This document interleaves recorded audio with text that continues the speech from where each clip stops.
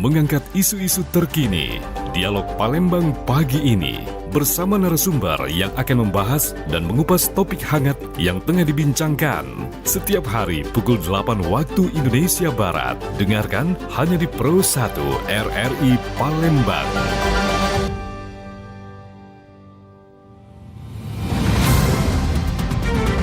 Segera Anda ikuti Dialog Palembang pagi ini.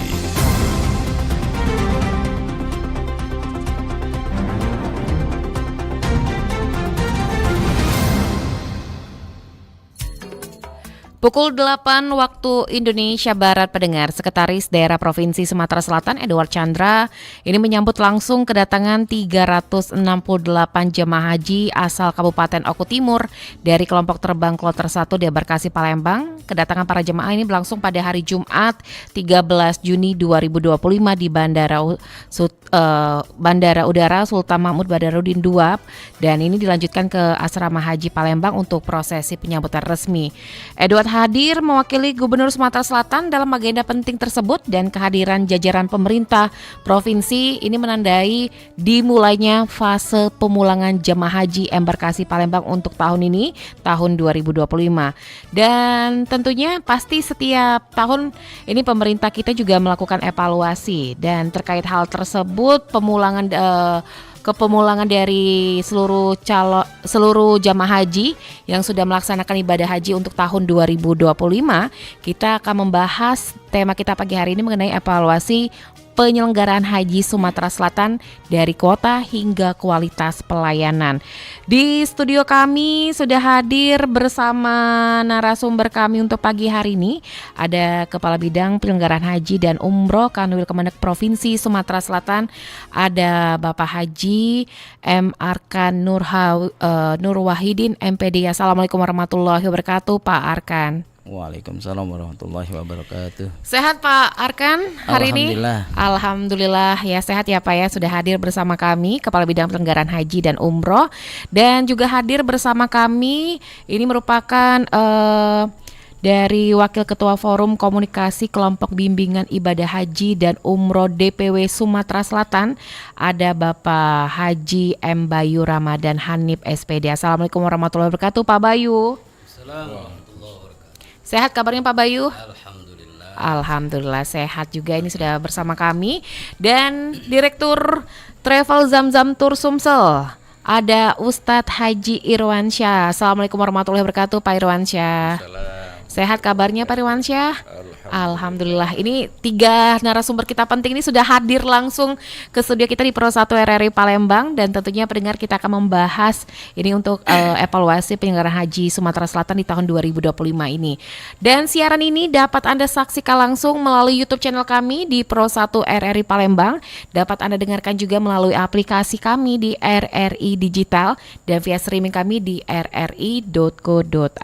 Sebelum kita Dan tentunya kami akan mengajak Anda yang mungkin ingin bertanya kepada 3 narasumber kita, silakan di line telepon di 0711 369977 atau juga melalui line WhatsApp di 0821 79279090. Kita akan ke Pak Arkan dulu selaku Kepala Bidang Penyelenggaraan Haji dan Umroh Kanwil Kemenak Provinsi Sumatera Selatan.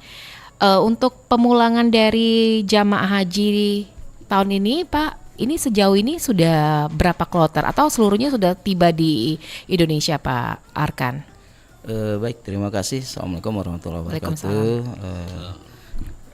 Bersyukur kita kepada Allah Subhanahu wa taala atas limpahan karunia sehingga pada pagi ini kita dapat menyampaikan beberapa hal terkait dengan pelaksanaan haji. Dapat kami sampaikan bahwa alhamdulillah kita kemarin sudah masuk kloter 11. Artinya gelombang pertama sudah selesai. Sudah selesai gelombang pertama, dan insya Allah nanti sore akan masuk kloter 12, gelombang kedua. Kloter gelombang kedua yang insya Allah akan mendarat di Bandara Sultan Mahmud Badarudin II yang diprediksi sekitar pukul 19.00 akan sampai di bandara. Untuk saat ini kami sampaikan bahwa alhamdulillah jamaah kita yang sudah dipulangkan khususnya Sumatera Selatan. Dari kloter 1 sampai kloter 11 berjumlah 4.047 jamaah. Terdiri dari Sumatera Selatan 2.935, kemudian 1.068 itu dari Bangka Belitung, dan 44 petugas. Dari jumlah yang jamaah yang berangkat itu 8.115, artinya masih ada sekitar 4.000 lagi yang insya Allah kloter 12 sampai kepada kloter terakhir yaitu kloter 22. Dan kita berdoa mudah-mudahan tidak ada kendala, tidak ada halangan, semuanya lancar. Amin. Sehingga jamaah juga ketika pulang bisa bertemu kembali dengan keluarga. Dan mudah-mudahan kita ya berharap sehat semua dan bisa ketemu keluarga. Baik, Pak Arkan, untuk diprediksi dari kloter terakhir 22 ini tiba di Indonesia, terkhususnya di Sumatera Selatan kapan nih Pak? Insya Allah di tanggal 11 ya, kloter terakhir 11 Juli itu. 11 Juli? Ya, insya Allah 11 Juli, kalau tidak ada halangan mudah-mudahan 11 Juli maka berakhirlah pelaksanaan debarkasi pemulangan jamaah haji. Yang jumlahnya masih sekitar 4.047 ya, yang belum.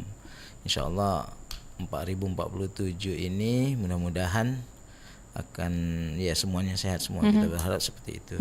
Jadi sehingga nantinya pelaksanaan haji ini lancar, tidak ada halangan dalam proses pemulangan. Dan alhamdulillah selama proses mulai dari pemulangan kloter 1 sampai kloter 11 kita tidak mengalami delay. Jadi tidak mengalami delay, alhamdulillah zero delay, termasuk juga dari sini ke Arab Saudi juga tidak ada mengalami delay. Selama pelaksanaan ibadah haji di tahun 2025 nih kabarnya memang ada pelaksanaan haji akbar ya Pak ya, di mana katanya memang masyarakat di Arab Saudi itu sedang melakukan ibadah haji akbar juga. Nah ini seperti apa di lapangan pada saat mungkin bisa dikatakan memang ramenya beda dari tahun-tahun sebelumnya nih Pak? Ya, dapat kami informasikan alhamdulillah Saudi mengumumkan hasil sidang hisab ru'iyatnya ya. Pengumuman bahwa tahun ini tidak terjadi haji akbar. Oh tidak ya Pak tidak ya? Terjadi ya. Sehingga akhirnya kepadatan itu tidak terlalu. Jadi kita bersyukur juga sih. Tapi yang namanya haji tetap pasti akan padat. Betul. Jadi akan ya untuk Sumatera untuk Indonesia aja 221.000 ya jamaah haji, ditambah dengan jamaah negara yang lain yang diprediksi lebih kurang hampir 2 jutaan jamaah haji yang ada seluruh negara itu. Jadi berkumpul bersatu di suatu tempat yaitu di Armusna yang kita kenal Arafah, Musdalifah dan Mina. Dan alhamdulillah proses itu alhamdulillah berjalan sih, walaupun pasti akan ada kekurangan dan kekurangan inilah yang harus diperbaiki. Ya ibarat kata orang 221 otaknya pun berpikir berbeda-beda, jadi sudut pandangnya berbeda-beda. Tapi kami menyampaikan kepada seluruh jamaah melalui petugas-petugas yang ada, yang di kita ketua, pembimbing, dokter dan perawat, untuk menyampaikan kepada jamaah bahwa proses haji ini perjalanannya memang tidak mudah. Jadi kalau digambarkan saat ini jamaah itu kan nikmat sih. Ada tenda yang sudah full AC, kemudian ada bis yang sudah disiapkan. Tapi kalau kita melihat bagaimana Rasul melakukan perjalanan pada saat itu ya, mungkin dengan ada yang berjalan kaki, kan ini kan luar biasa. Artinya, nah di situ diingatkan kepada seluruh jamaah bahwa secapek apapun mungkin lebih berat lagi ketika waktu Rasul menjalankan ibadah haji. Baik, kalau dari evaluasi mungkin yang dilakukan dari Kanwil Kemenak Provinsi Sumatera Selatan sendiri sejauh ini apa saja nih Pak yang sudah masuk listnya untuk bisa menjadikan evaluasi di tahun-tahun berikutnya juga nih Pak Arkan? Secara pelaksanaan di embarkasi ataupun debarkasi kita melihat alhamdulillah pelaksanaan berjalan lancar dengan kerjasama dengan masing-masing stakeholder ya. Masing-masing stakeholder bergerak sama-sama bahu membahu, mulai dari Kementerian Agama selaku pelaksana, kemudian melalui Dinas Kesehatan, kemudian BKK, kemudian dari imigrasi, bea cukai, semuanya saling membantu. TNI Polri yang luar biasa menjaga keamanan jamaah selama mereka berada di embarkasi dan debarkasi. Kita terus juga dari unsur KBIHU juga, unsur-unsur dari KBIHU juga mensupport juga luar biasa, gimana mereka tidak menyarankan pihak keluarga berkumpul di asrama haji, tapi mereka berkumpul di satu titik, kemudian jamaah haji diangkut ke asrama haji untuk diberangkatkan. Itu kan akhirnya tidak terjadi kemacetan. Nah ini sebenarnya ini sebagai salah satu yang menurut kami apresiasi yang luar biasa. Kalaupun komitmen pemerintah provinsi adalah salah satu ketika selesai musim haji ini ada komitmen akan memperbaiki fasilitas, mungkin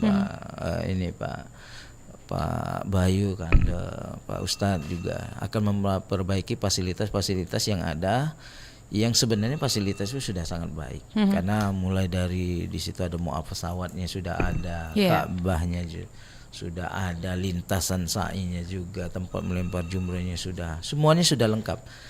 Tinggal fasilitas apa yang kekurangan. Nah ini sebenarnya di tahun ini insya Allah pemerintah daerah menganggarkan untuk melakukan perbaikan khususnya di gedung Mekah, Jeddah dan Madinah. Itu akan, dan Musdalifah satu lagi gedung itu akan diperbaiki, ditambah fasilitasnya, mana yang kurang akan disiapkan. Jadi mudah-mudahan ke depan jamaah itu ya ketika masuk asrama menikmati, jadi dia nyaman, tidak dia stres, karena jamaah kita ini rata-rata lansia. Gitu. Baik tadi pernyataan dari Pak Arkan ya, Kepala Bidang Penyelenggaraan Haji dan Umroh Kanwil Kemenag Provinsi Sumatera Selatan. Kita ke Pak Bayu, Wakil Ketua Forum Komunikasi Kelompok Bimbingan Ibadah Haji dan Umroh DPW Sumatera Selatan. Tahun ini berangkat ya Pak ya, Pak Bayu ya, untuk pelaksanaan ibadah haji 2025. Kalau Pak Bayu sendiri mungkin bisa menyoroti dari pada saat di tanah air, terus juga pada saat di sana, apa yang menjadi sorotan Pak Bayu sendiri, Pak Bayu? Alhamdulillah, Allahumma shalli ala Muhammad wa ala ali Muhammad. Alhamdulillah, saudara pendengar, saudara Pro 1 RRI, telah disampaikan tadi bahwasanya kita apresiasi seluruh penyelenggaraan, walaupun penyelenggaraan haji ini belum tuntas, namun sejauh ini alhamdulillah kita apresiasi Kementerian Agama selaku penyelenggara perjalanan haji pada tahun ini, yang mungkin isunya ini adalah terakhir dan tahun depan akan dipegang oleh BPH. Isunya Tapi ya. alhamdulillah sejauh ini yang kami langsung rasakan di lapangan luar biasa. Walaupun kuota petugas itu dipangkas 50%, namun tidak surut para petugas ini, lillah mereka membantu, melayani dan berkolaborasi dengan kami selaku stakeholder, yakni FK KBIHU, DPP maupun DPW di daerah masing-masing. Sehingga sejauh ini tidak kami temukan atau tidak terlalu ada hal-hal yang menggelitik, yang selama ini kalau kita lihat di media, kadang-kadang media di luar itu terlalu bahasa kita agak lebay, bahasa Palembang kita tuh agak lebay. Kami di lapangan alhamdulillah makan berlebih, tenda nyaman, nak bobo ado bahasa Palembangnya itu. Nah tapi di sana sini memang dikatakan oleh Pak Kabit tadi yang diwakili oleh Pak Haji Muammar, bahwasanya 231.000 jamaah haji Indonesia yang kami ketahui itu tidak sama semuanya. Mereka ingin merasakan fasilitas yang baik. Makanya saya katakan kalau Bapak Ibu mau fasilitas yang bagus, hotel yang bagus, tenda VVIP di Arafah, Musdalifah, Mina, tahun depan berangkat lagi ikut plus. Nah, gitu ya. Ya memang kita akui kalau plus memang ada rupa ada rego. Ya, betul. Langsung Palembang tuh ada rupa ada rego. Pasti. Nak makan pempek lemak, pempek yang biwa. Regonya udah pacak 1.000. Iya, betul. Minimal 6.000, 10.000, jangan berutu. Bahasa Palembang teh. Nah, artinya apa? Jadi kualitas pelayanan ini memang sudah luar biasa. Dipangkas 50% petugas tapi tidak terasa pemangkasan tersebut. Kalau terkait dengan administrasi mungkin kita akui ya. Tapi selama ini alhamdulillah walaupun di sana sini ada berita miring dengan 8 syarikah berbasis apa segala macam, ini adalah administrasi. Saya rasa kalau administrasi mungkin kita mengoreksi, koreksi bahwasanya apa sih yang kurang, apa yang kira-kira perlu kita perbaiki terkait administrasi. Tapi overall perjalanan haji ini luar biasa.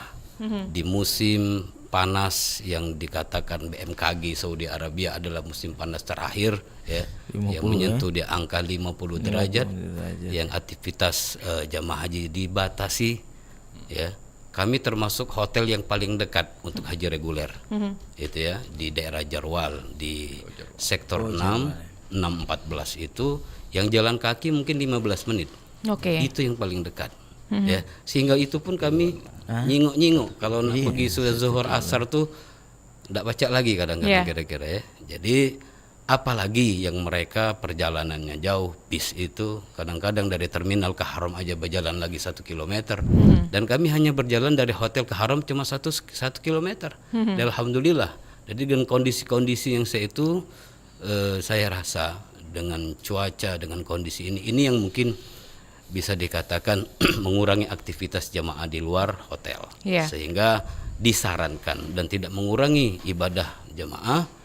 Jamaah itu melakukan sholat di masjid atau di musola yang ada di hotel, seperti itu. Berarti tidak merasakan yang kabarnya cuaca panas ekstrim di sana, tidak ada ya Pak Bayu?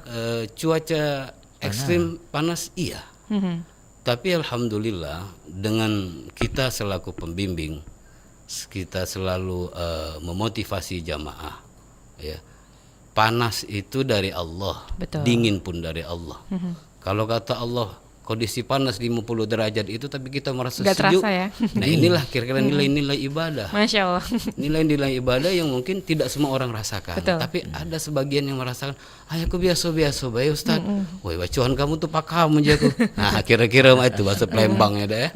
Nah kita juga berharap makanya dikatakan tadi walillahi 'alan nas hajjul baiti man istata'a ilaihi sabila atau wa atimul hajja wal umrata lillah. Itu bahasa Al-Qur'annya. Jadi haji kamu, umroh kamu itu bukan untuk kamu sebenarnya kata Allah. Untuk siapa? Untuk aku. Nah, kalau untuk aku yang jago. Aku yang menyediakan akomodasi kamu walaupun aku suruhkan petugas. Ketika orang sudah merasa seperti itu, insya Allah mudah dalam seluruh perjalanan ibadahnya. Yang ada itu beban dulu. Katuang panas lah memikir panas itu nak maki apa lah kira-kira panas deh. Samu cak berpikir Musdalifah Mina itu susah. Dari Palembang lah dipikirkannya itu. Sehingga dengan pikiran itu asam lambung naik. Asam urat mah itu puluh. Darah tinggi mah itu puluh. Ujung-ujungnya ya sudah teparnya di sana. Tapi kalau dalillah ya Ustaz, aku berserah dengan Allah. Apa yang kata Allah rasakan aku rasakan. Nah ini yang nikmat ibadah itu. Pak Bayu, gitu. Yang kabarnya memang kalau di tenda Mina itu banyak masyarakat kita yang mungkin bisa merasakan fasilitas yang kurang nyaman ya, katanya berdesakan. Kalau di lapangan sendiri pada saat kemarin pelaksanaan haji gimana nih tenda Mina sendiri? Begini, benar seperti yang disampaikan oleh Pak Kabid tadi. Mina itu adalah suatu tempat yang mana mereka tidak bisa menampung seluruh 231 jamaah haji. Itu kata dasarnya. Sehingga ketika kita akan sehingga pada tahun berapa itu Mina itu diperluas wilayahnya. Yang dulu adalah namanya Musdalifah, disebutlah dengan nama Mina Jadid atau Mina Baru. Sehingga apa? Dengan kapasitas yang seperti itu ditambah lagi pun itu tidak mencukupi untuk tenda-tenda jamaah haji. Oleh karena itu Ar-Musna itu khususnya di Mina itu kapan kita bisa mengatakan bahwasanya tidak akan berdesak-desakan? Tidak mungkin kecuali kalau dibangun hotel bintang 1, bintang 5 sampai ke atas itu. Jadi ada bukan tenda, hotel di atas sampai naik ke atas. Karena tidak ada bisa perluasan lagi di sana. Oleh karena itu kami juga apresiasi dengan program pemerintah yang disebut dengan Tanazul ketika itu. Jadi jamaah itu ada istilah mereka dimururkan ke hotel. Jadi tidak tinggal tenda di Mina. Alasannya cuma satu, untuk mengurangi volume di Mina.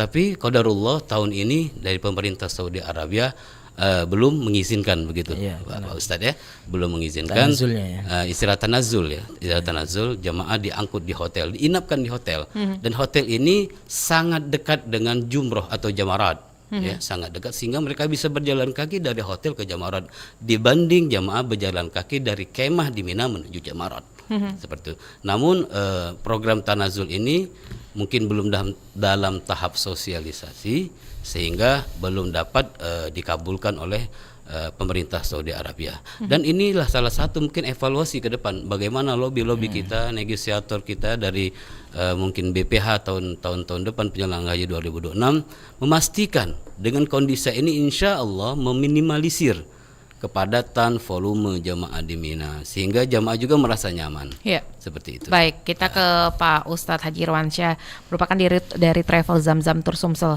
Dari Travel Zamzam Tour Sumsel sendiri untuk tahun ini memberangkatkan berapa jamaah nih Pak Irwansyah?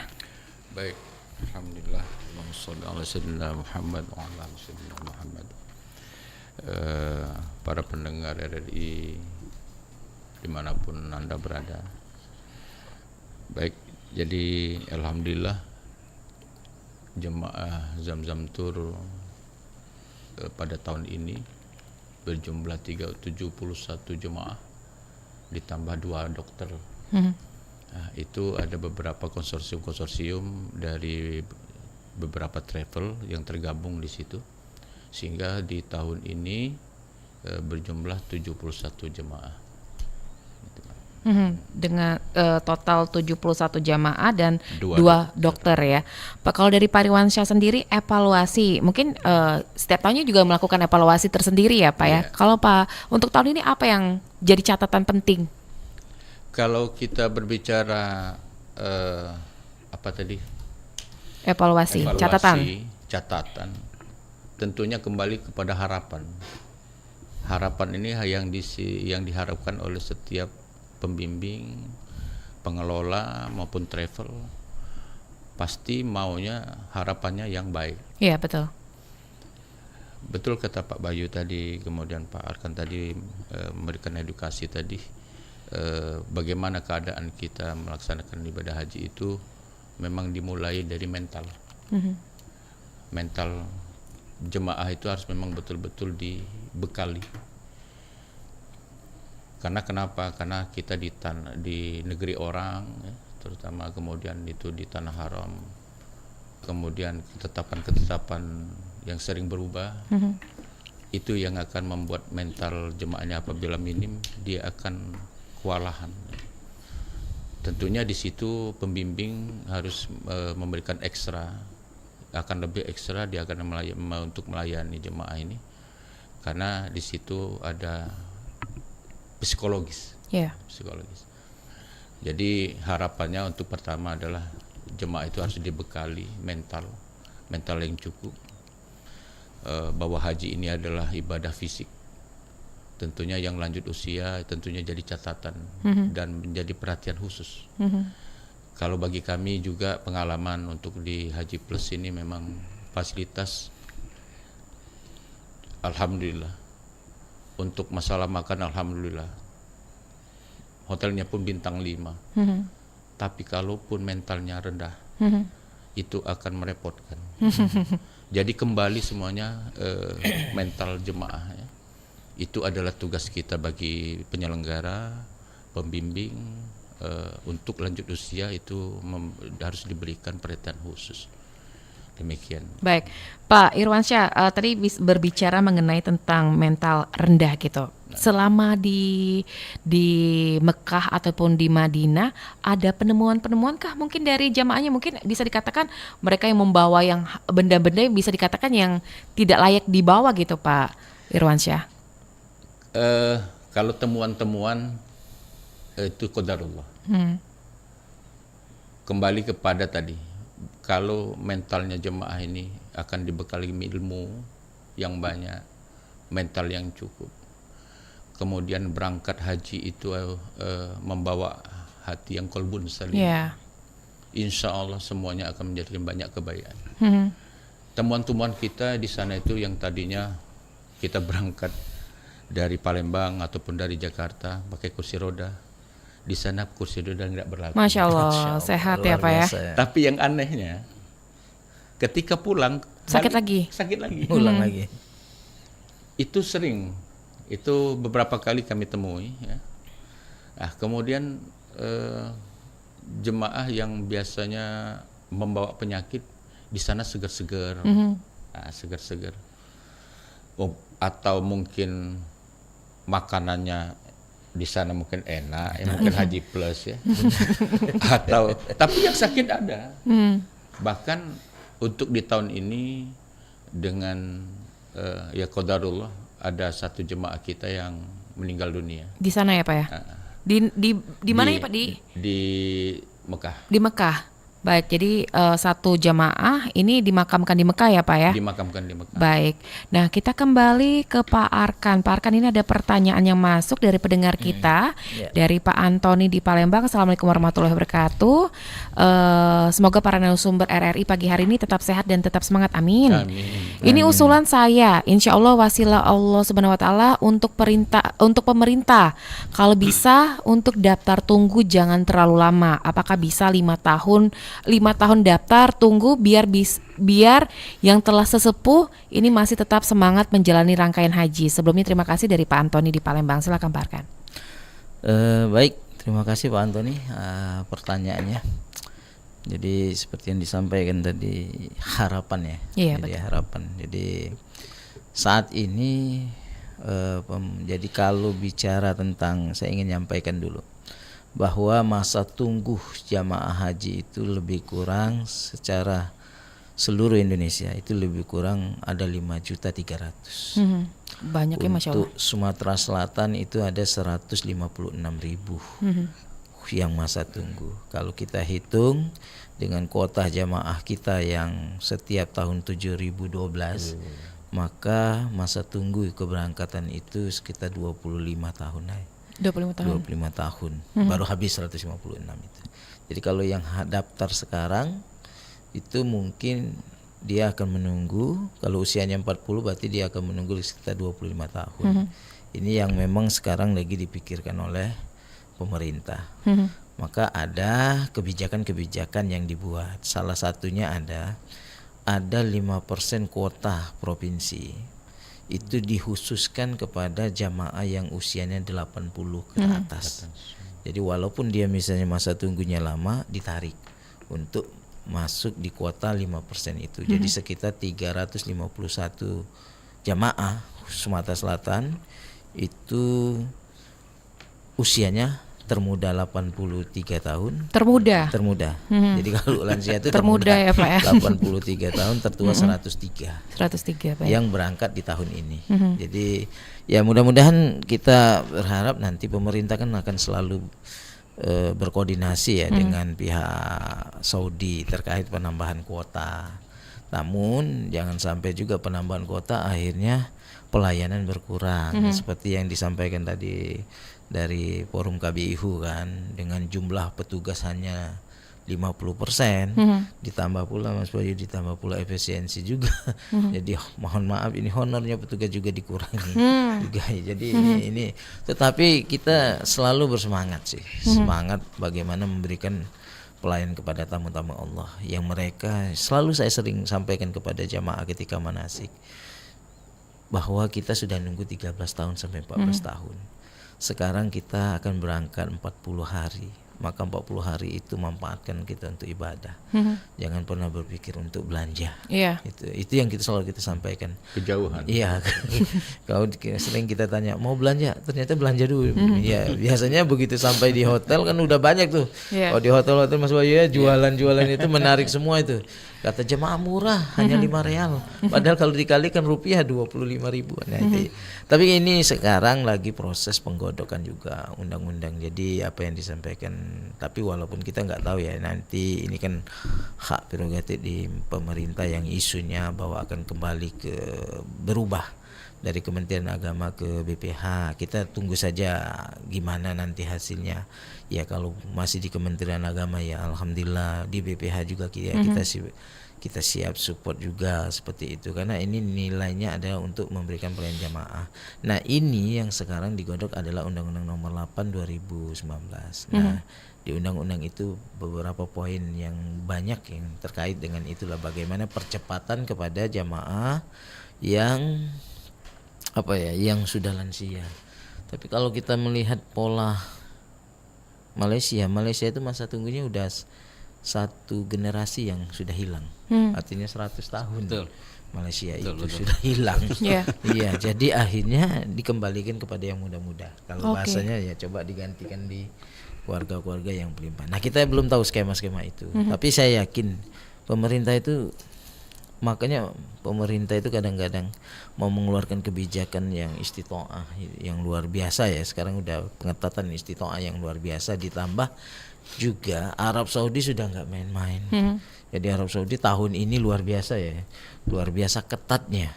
Jadi kalau mau masuk Masjidil Haram aja harus punya kartu nusuk. Iya. Nggak punya nggak bisa masuk gitu.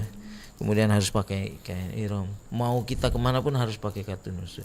Yang selama ini kita biasanya kartu nusuk hanya digunakan ketika kita di Al-Musnah. Oke. Iya, ini enggak. Pokoknya kalau enggak punya kartu nusuk enggak bisa.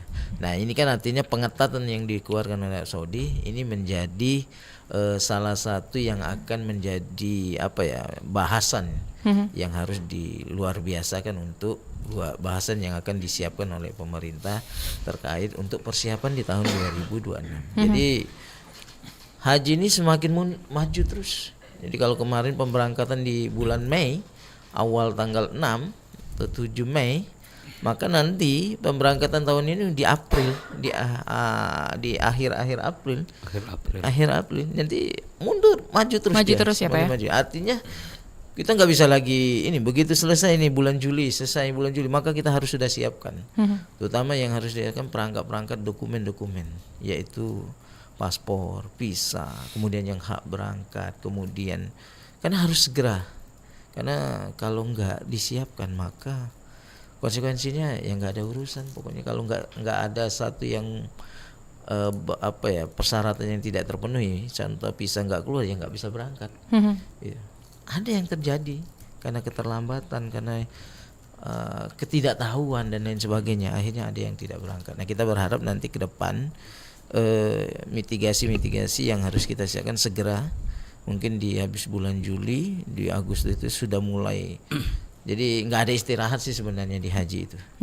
Jadi nggak ada istirahat. Paling tidak ya semangat yang harus tetap dalam rangka memberikan pelayanan yang terbaik untuk jamaah. Baik, Pak Arkan, kalau untuk penggunaan atau juga haji puroda, ini yang kebijakan langsung dari pemerintah Arab Saudi. Kalau untuk dari pemerintah kita sendiri seperti apa nih, Pak? Pemerintah sudah menyampaikan bahwa haji yang memang dikelola oleh pemerintah itu hanya dua. Satu, haji reguler dan haji plus. Dan itu berada di kuota yang disiapkan oleh Arab Saudi, 221.000 itu. Jadi 92% itu untuk haji reguler, sekitar 203.000. Kemudian 8%-nya untuk haji plus, sekitar 17 ribuan. Nah, haji peroda ini kan haji yang pisahnya berbeda. Haji ini dikeluarkan oleh pemerintah Arab Saudi. Ada orang bilang haji undangan ya? Undangan. Bisa ya, undangan, mujamalah. Jadi haji itu nanti pemerintah Saudi. Jadi kebijakannya ini, dan memang akan ada risiko seperti itu. Karena mau tidak mau, jadi bahasanya tidak ada jaminan bahwa dengan bayar mahal pun belum tentu bisa berangkat. Yeah. Nah, ini yang terjadi. Ya, di masing-masing daerah kita belum sempat mendata Sumatera Selatan berapa yang batal berangkat melalui proses haji peroda. Kalau Jawa Timur udah ketahuan ada lebih kurang 1.200-an yang tidak bisa berangkat haji peroda dengan biaya yang berbeda-beda. Itu haji Proda itu paling kecil sekitar berapa? 300 300 juta. 300 juta. Jadi kalau ada yang bilang Pak alhamdulillah bukan haji Proda, tapi haji yang Jeddah tadi. Sudah banyak yang kita himbau tolong Arab Saudi akan melakukan proses pengetatan. Tapi masih juga ya mencoba. Ya, mencoba nekat ya, ya karena niatnya pengen ini ya, nekat ibadah. Nah, haji Proda tahun ini memang tidak dikeluarkan visanya oleh pemerintah Arab Saudi. Sehingga ya kita mau tidak mau ya mudah-mudahan ya yang mereka terkena dampak dari situ bisa mengambil hikmah bahwa dengan uang yang banyak belum tentu untuk bisa berangkat. Balik lagi ke panggilan ya yang Pak ya. Kedua ya yang resmi itu lebih diakui dan lebih terjamin karena sudah dia dijamin oleh pemerintah. Jadi kami berharap ke depan memang silakan nanti ikutin ya mau plus ini sekitar mungkin 5 atau 6 tahun ya masa tunggunya ya. Masa tunggu saya anggap aja ya nabung aja situ. Jadi lebih enak ke plus misalnya kalau memang dananya ada. Jadi sehingga bisa nabung. Kalau reguler ya agak lama, tapi nggak apa-apa. Daftar aja dulu. Kalaupun andaikan Allah tarik dulu, tetap nilainya sudah ada tercatat karena bahwa sudah kita ada niat. sebagai jamaah yang sudah niat untuk berangkat haji. Baik, Pak, kita kembali ke Pak Bayu. Ini dari Forum Komunikasi Kelompok Bimbingan Ibadah Haji. Biasanya bimbingan ke jamaah itu apa yang paling yang sering diberikan, namun banyak yang tidak terrealisasi pada saat di lapangan, Pak Bayu? Jadi begini, KBIHU itu adalah stakeholder, adalah mitra dari Kementerian Agama dalam memberikan bimbingan dan pendampingan. Jadi istilah kita itu di FKKBIHU itu adalah K3S. Jadi komunikasi, kemudian koordinasi, kolaborasi dan sinergi. Jadi kita makanya ada PMA 7 tahun 2023 itu mengatur tentang juknis bimbingan di tanah air dan di Saudi Arabia dengan minimal 15 kali bimbingan minimal ya di tanah air dan yang paling penting adalah tidak hanya membimbing di tanah air karena terus terang saja kami mengakui ada beberapa yang memang mereka memberi bimbingan di tanah air tapi tidak memberi pendampingan di tanah suci. Oleh karena itu ini mungkin perlu kami koreksi juga dari anggota kami yang harus jelas bahwasanya nilai-nilai itu tidak hanya kita sampaikan pada waktu bimbingan manasik di tanah air, yang paling penting adalah pendampingan sehingga jamaah itu merasa nyaman, merasa duwung tuwo, merasa tidak bahasa kita itu tahu arah kami ini nak kemana, sudah ini nak ke siapa, karena tidak seluruh jamaah ini mereka yang sedang berumroh, ya kan? Rata-rata dari kita ini banyak mungkin 70%, 80% mereka belum pernah umroh. Artinya mereka belum pernah datang ke tanah haram. Kalau yang sudah datang mungkin mereka sudah ada gambaran ketika melaksanakan umroh. Tapi yang belum sama sekali ini nol. Sehingga perlu bimbingan yang sangat intens dalam artian bimbingan ibadah ya. Yang jadi sorotan kami tadi adalah bimbingan karena haji ini tidak terlepas dari Arafah, Al-Hajjul Arafah. Sehingga mulut kami bebui kadang-kadang ngomong bahasa Palembang itu. Apalagi kita yang gelombang 1 yang lama dulu tinggal di Mekah sebelum melaksanakan Arafah. Jangan menigo umroh sudah. Jangan menigo. Bukan kami nak ngalangi kamu ibadah. Terbukti apa yang kami sampaikan ini mereka ini dalam tanda kutip luar biasa semangatnya, tamu tidak diiringi dengan ya kita manusia perlu vitamin dan sebagainya ngandal ke doa be bahasa kita tuh kolab juga ujung di Armusna itu sehingga nah inilah mungkin salah satu contoh. Makanya kami koordinasi dengan petugas kesehatan, ketua kloter mengedukasi Bapak dan Ibu jangan terlalu sering. Bukan kami nak batasin ibadah. 5 waktu di Masjidil Haram itu dengan panasnya yang luar biasa itu itu luar biasa, capek lelah jemaah. Yeah. Sedangkan puncak daripada segala puncak haji itu adalah Arafah. Bagaimana nanti ketika mau masuk Arafah, Bapak Ibu tidak diizinkan dalam artian sakit, sehingga harus disafari wukufkan. Hilang Arafahnya, walaupun dalam artian ibadah sah tetap, tapi nilai-nilai yang selama ini dirindukan, ingin zikir di Arafah hilang. Oleh karena apa? Oleh karena mungkin fisik, kondisi badan yang tidak sehat.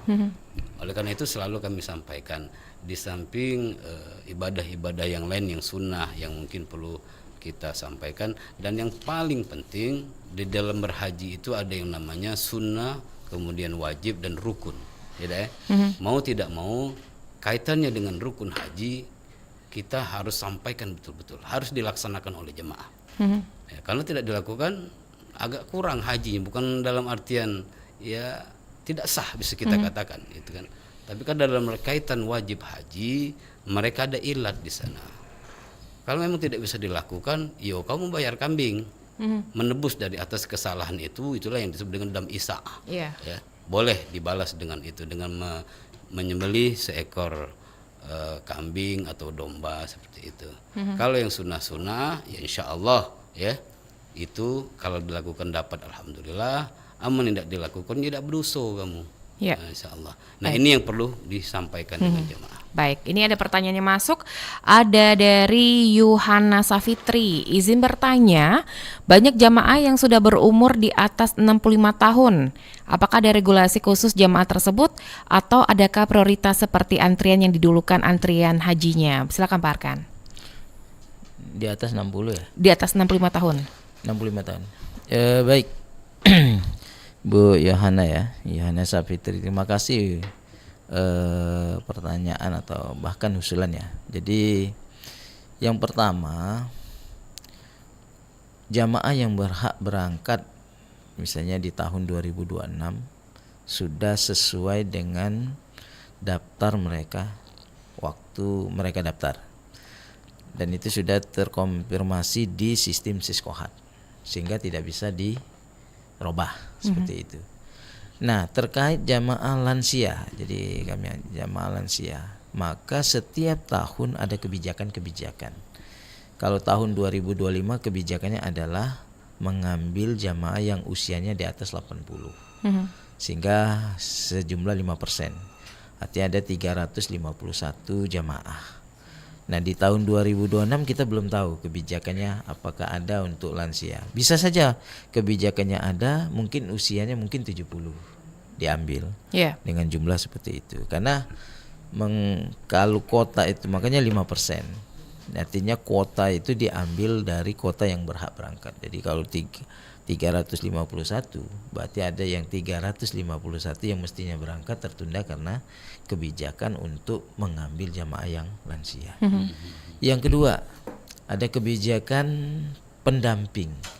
Nah, pendamping misalnya orang tuanya usianya mungkin sudah sangat uzur, kemudian anaknya sudah daftar tapi terpisah jauh, anaknya mungkin di atas 5 tahun, maka bisa melakukan pengajuan untuk pendamping percepatan. Jadi sehingga nanti anaknya bisa mendampingi ibunya, termasuk juga untuk jamaah yang disabilitas, kemudian untuk yang suami atau istri yang terpisah itu bisa melakukan pengajuan. Dan itu kebijakan itu tidak berlaku setiap, artinya kebijakan itu akan dikeluarkan setiap tahun, pasti akan ada perubahan kebijakan-kebijakan. Jadi pendamping, kayak saya berangkat 2023 itu dengan usia yang mereka 52% itu mereka yang tidak berangkat tahun 2022, dengan usia 65 tahun ke atas itu yang tua-tua semua. Tapi nggak ada pendamping kebijakannya. Karena begitu keluar kebijakan pendampingan itu lebih kurang memangkas sekitar 30.000 jamaah yang tidak akibat dari penambahan pendamping dengan yang lain-lain sebagainya.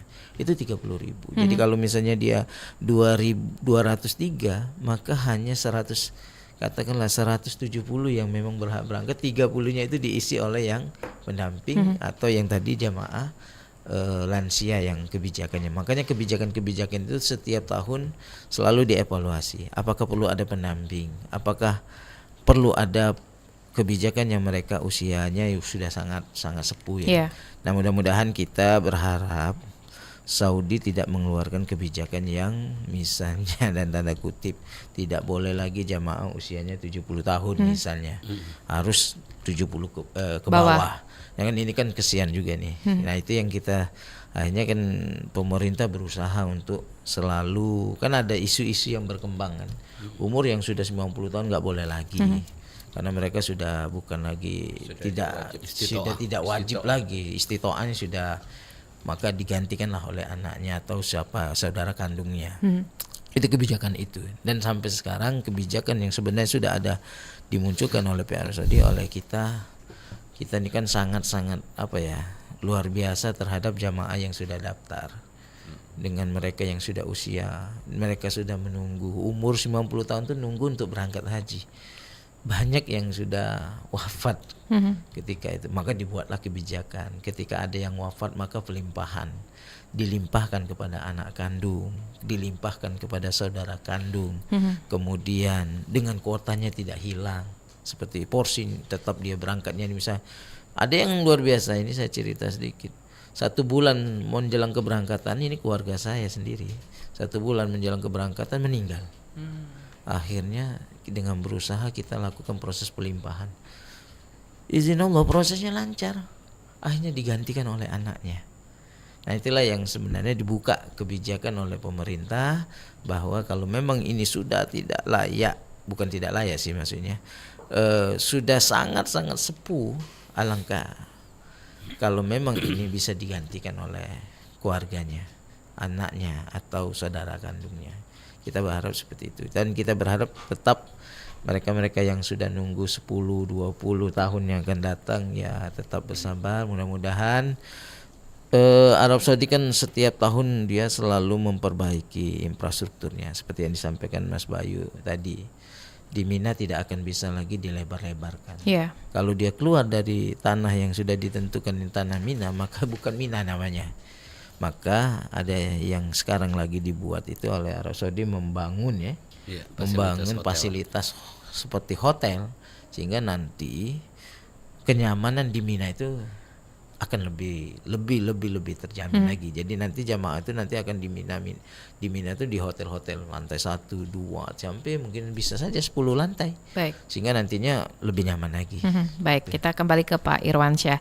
Pak Irwansyah, kalau di Travel Zamzam Tour Sumsel juga ada kebijakan lansia yang didahulukan atau juga ikut antrian juga seperti pemerintah, Pak Irwansyah? Baik.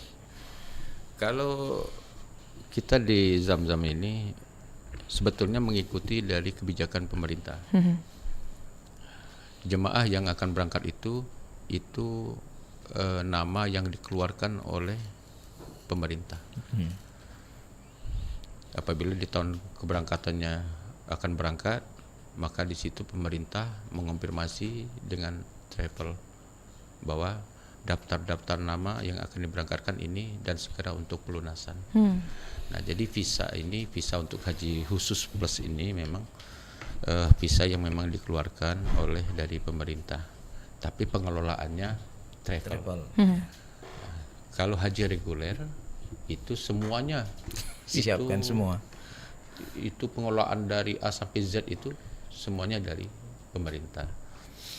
Nah, jadi apabila ada lansia, kebetulan kebijakan pemerintah ini selalu kita ikuti memang, dan untuk mengantisipasi usia lanjut ini, karena kita ini berfasilitasnya memang cukup mumpuni, cukup memadai, itu bisa kita upayakan.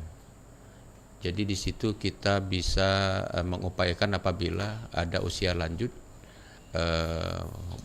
dia berangkat di tahun itu dengan usia yang sudah usia lanjut, maka fasilitas-fasilitas tambahan yang harus kita siapkan. Terutama misalnya dalam pelaksanaan umroh dan haji itu kita memakaikan jasa di situ, kita persiapkan. demi untuk apa namanya kegiatan pelaksanaan jemaah ini dari rukun wajib, rukun sunnah maupun rukun lainnya itu terlaksana, jadi sempurna insya Allah. Baik, Pak Irwansyah, ini ada pertanyaan ya dari Pak Joker melalui YouTube channel kami di Pro 1 RRI Palembang. Izin tanya, Assalamualaikum. Dengan Pak Ustadz Irwansyah, kalau kita mau daftar haji, apa saja syarat yang disiapkan? Terus kalau harus setor berapa agar dapat porsi haji? Silakan Pak Irwansyah. Baik, terima kasih Pak Joker. Pertanyaan itu bagus Iya.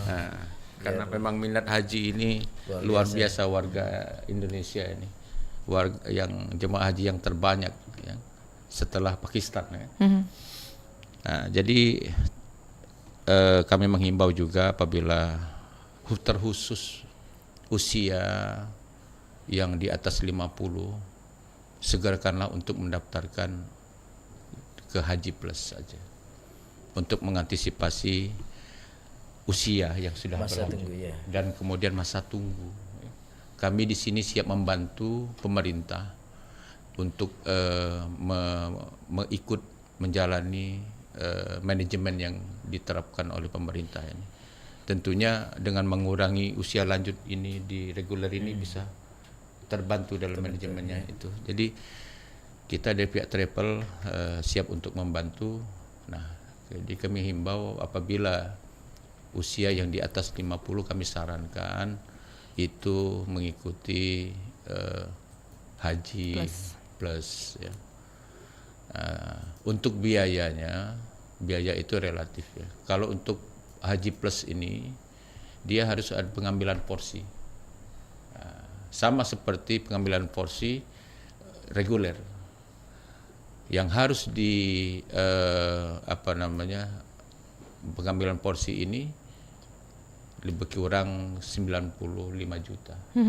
Untuk 95 juta.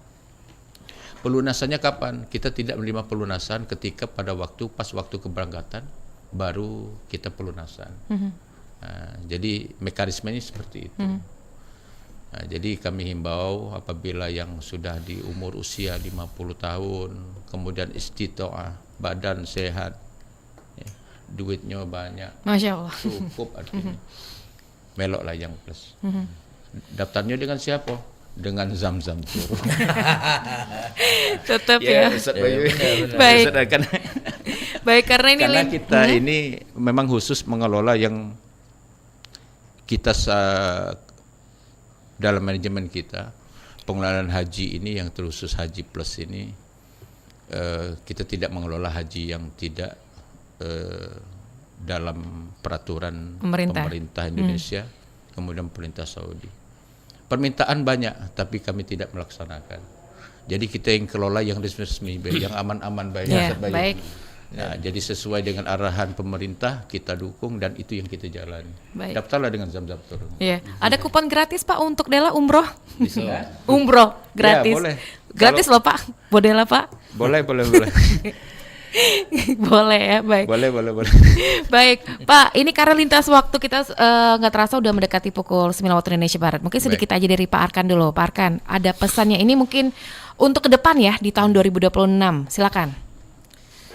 Baik para pemirsa radio yang kami banggakan, kami dari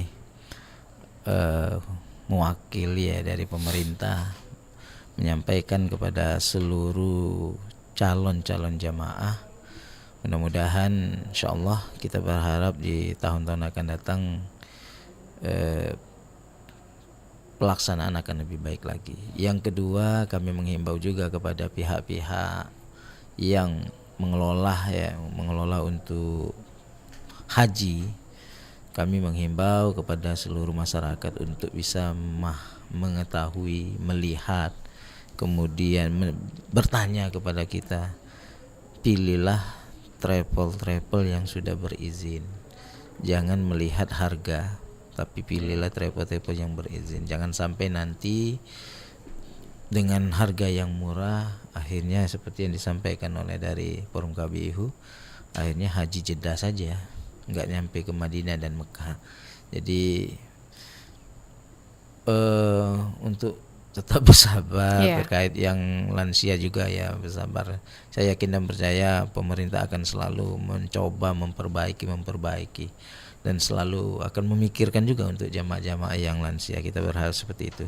Dan jangan, terakhir sekali lagi saya mengulang lagi, untuk tidak tergoda dengan travel yang tidak berizin yang pada akhirnya merugikan oleh jamaah itu sendiri dengan harga promosi murah.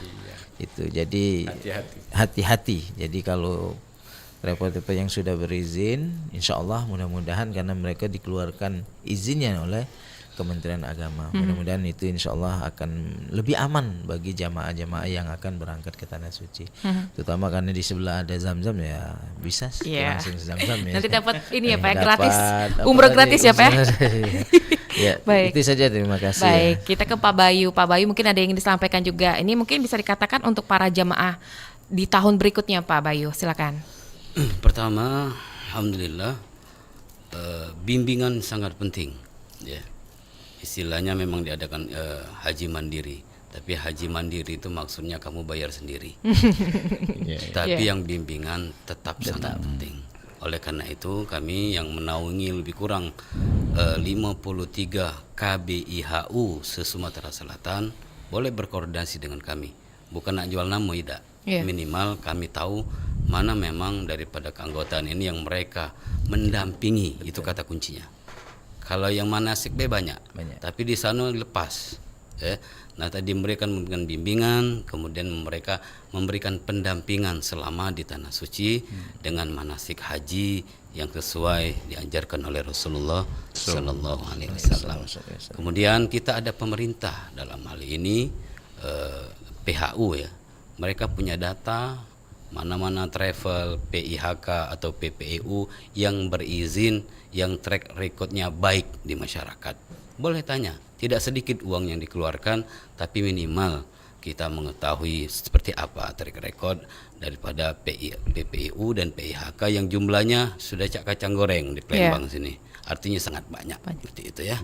Mudah-mudahan ke depan tambah baik, semakin baik. Amin. Dan edukasi kepada jemaah yang akan berangkat ini mudah-mudahan sudah merasa berhaji tetapi belum berhaji. Baik. Itu saja, terima Baik. kasih. Assalamualaikum Waalaikumsalam warahmatullahi wabarakatuh. Pak Irwansyah, sedikit saja Pak Irwansyah yang ingin disampaikan, silakan.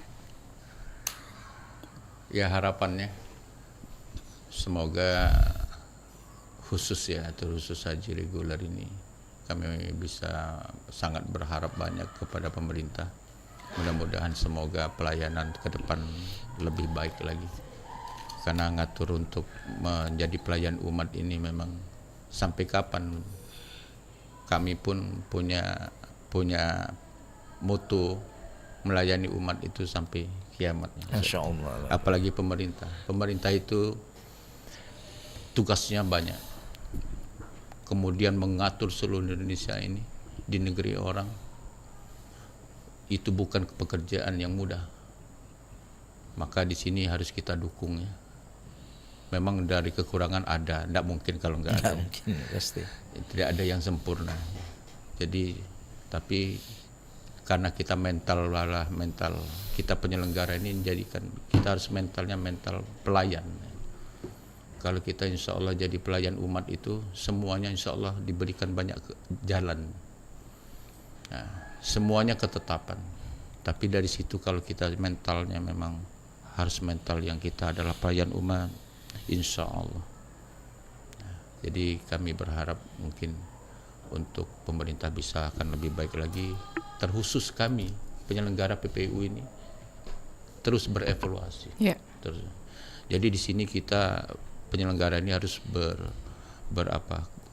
kerjasama dengan pemerintah itu sangat. Baik, terima kasih kepada 3 narasumber kami yang sudah hadir langsung di studio. Insya Allah di lain waktu kesempatan kita bisa berbincang lagi dengan materi lainnya Pak ya. Baik, selamat beraktivitas kembali Pak. Salam sehat selalu. Assalamualaikum warahmatullahi wabarakatuh. Waalaikumsalam warahmatullahi wabarakatuh. Dan pendengar itu tadi bersama 3 narasumber kita untuk pagi hari ini, Kepala Bidang Penyelenggaraan Haji dan Umroh Kanwil Kemenak Provinsi Sumatera Selatan, ada Bapak Haji M. Arkan Nur Wahidin MPDI, dan Wakil Ketua Forum Komunikasi Kelompok Bimbingan Ibadah Haji dan Umroh DPW Sumatera Selatan.